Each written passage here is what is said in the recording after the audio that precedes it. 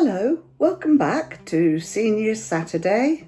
It's Angie, and today I am going to take a fun look, but with a serious message for each scenario to ensure that our senior wisdom is put to good use to help shape our future retirement.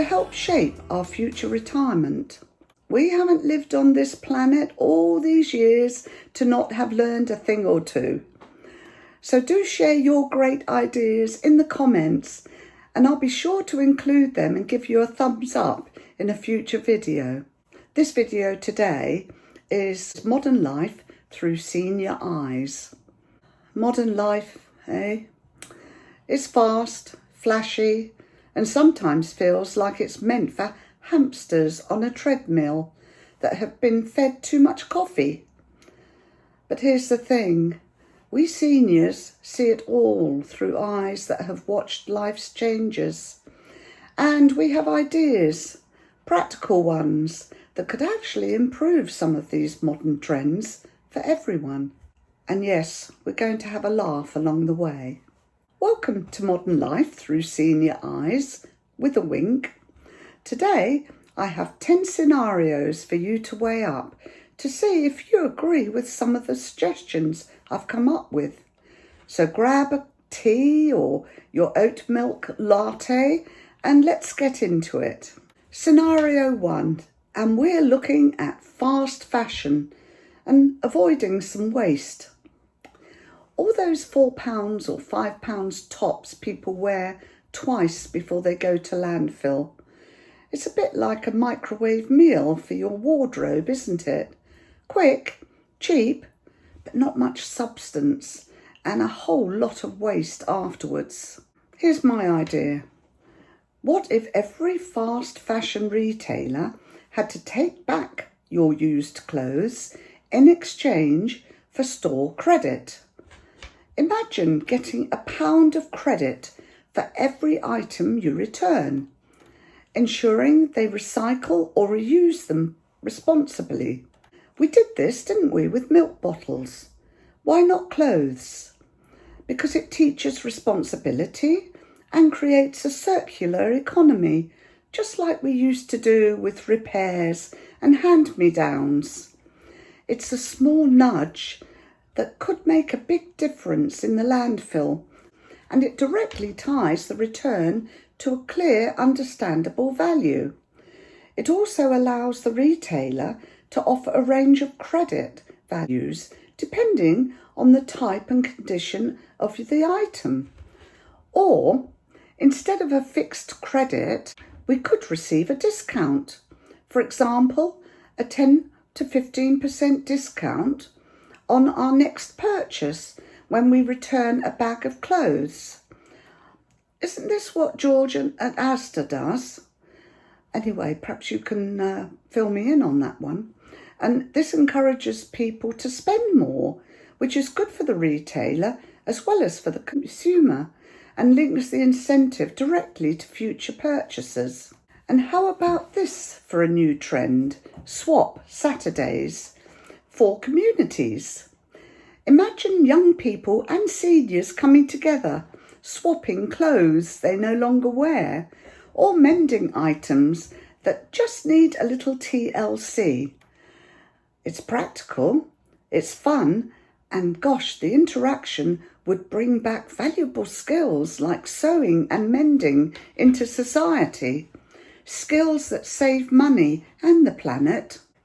Limit the number of items to still good to wear clothes and restrict to 20 items each, perhaps. Moving on to scenario 2. This one is about the smart home tech and how to avoid the likely chaos in our homes if it goes or when it goes wrong. Don't young folk love their smart homes? Lights, heating, security, all on their phone. There are some tech-savvy seniors using this system too. And yes, it's clever. But what happens when your Wi-Fi goes down? Or your phone battery dies? You're suddenly locked out of your home, sitting on the doorstep like a garden gnome. My idea: all smart homes should have a simple physical override switch and emergency power backup.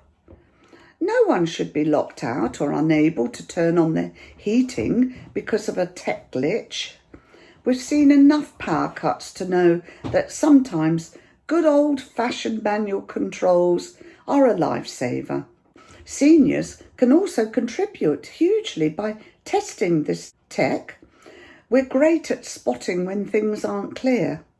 Imagine us helping to ensure all tech, especially smart home devices, have large fonts, clear spoken instructions, and intuitive designs that work for everyone, regardless of age or tech familiarity, making it a truly universal design from the get-go. And along these lines, Scenario 3 is the obsession with new technology and the waste it causes.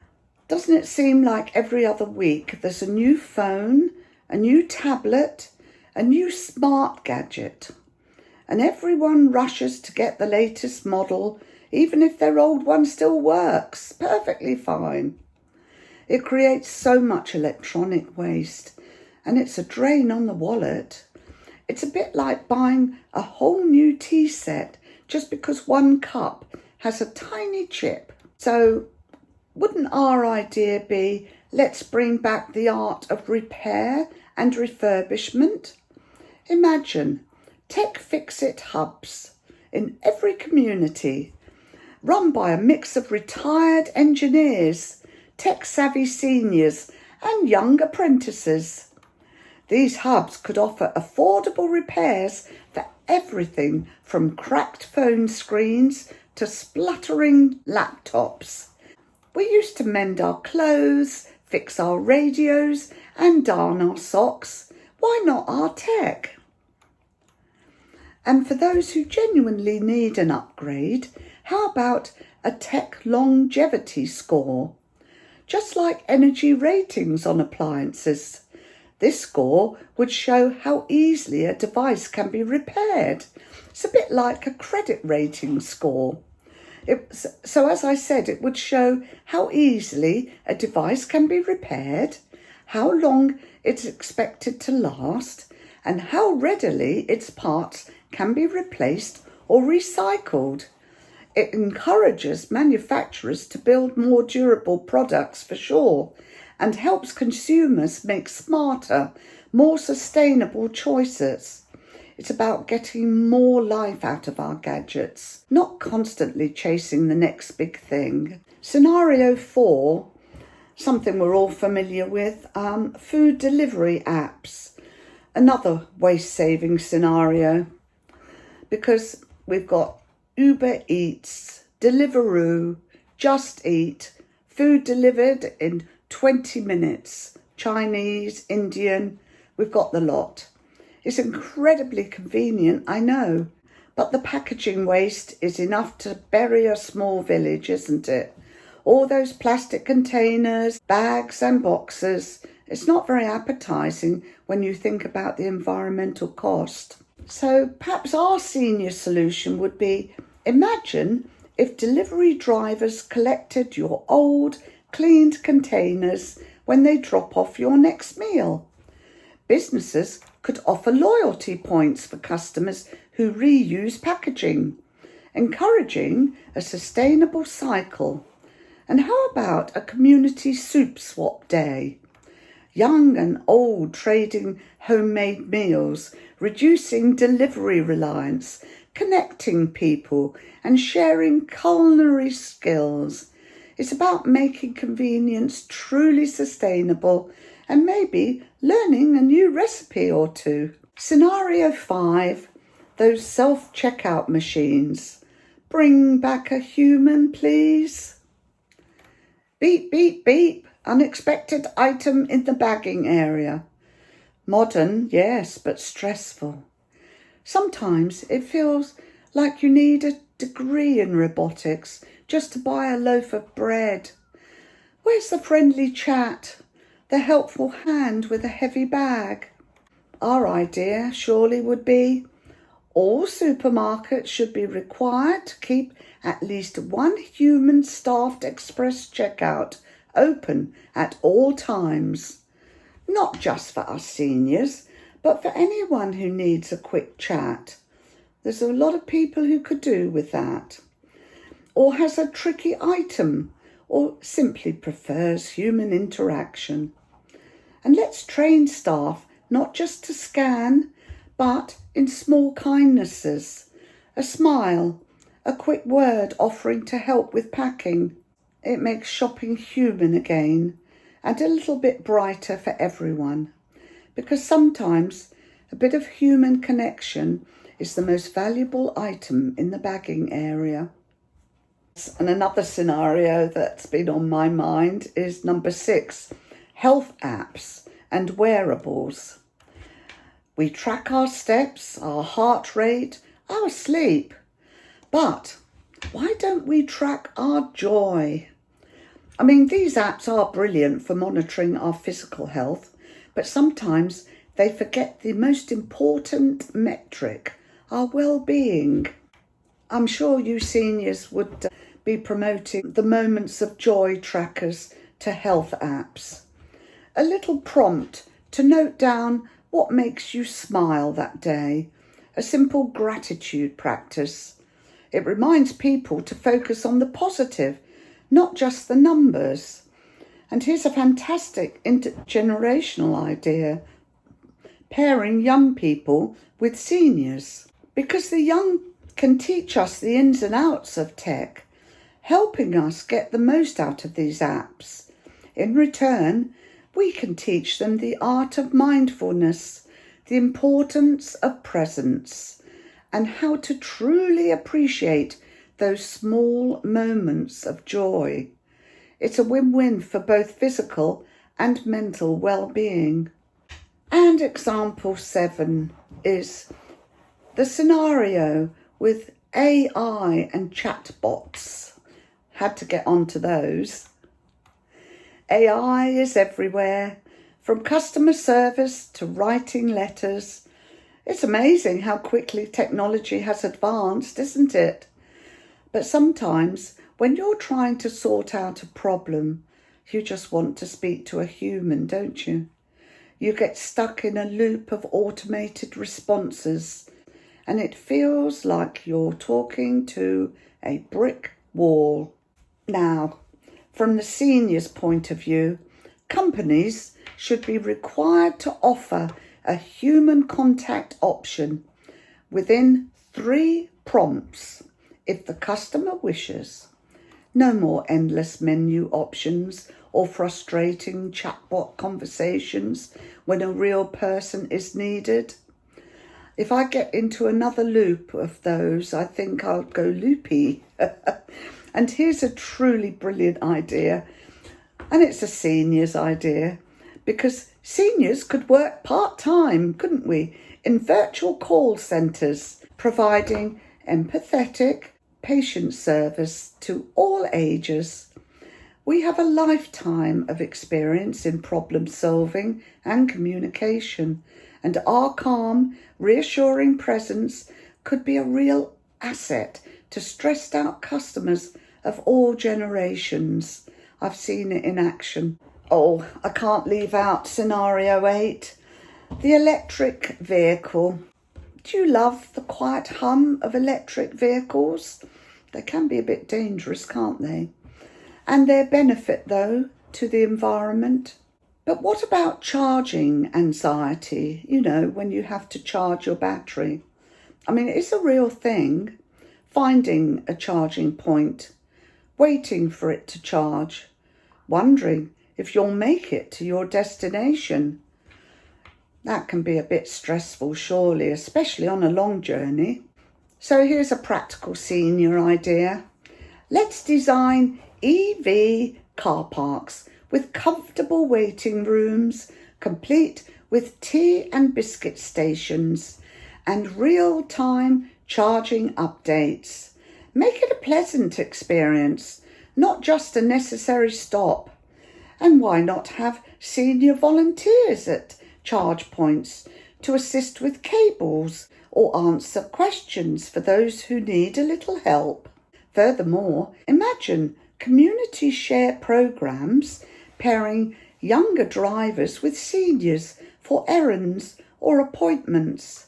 This reduces the number of cars on the road, fosters community connection, and makes getting around easier for everyone. 2 more scenarios to go. This one is tackling our work from home culture. We all know about Zoom calls in pyjamas, working from your kitchen table. It certainly has its perks. But for many, especially the younger generation, loneliness is rising. The lack of incidental social interaction, the blurred lines between work and home, it can be isolating. A senior idea. Let's create community co-working hubs with shared lunch breaks, specially designed to encourage multi-generational interaction. Imagine a vibrant space where freelancers, remote workers, and even local small businesses could come together. Do you know, seniors could run coffee corners offering home-baked treats and a friendly ear, or even host mentoring sessions, sharing their wealth of experience and wisdom. It provides social connection for everyone and creates a richer, more diverse working environment.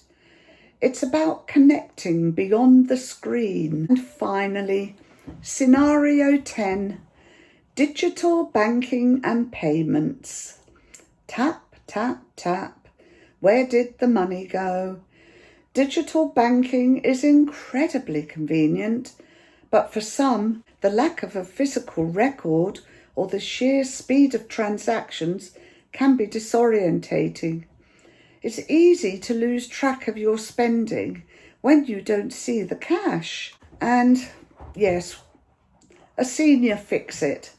Banks should be required to provide clear, legible paper statements monthly for those who want them.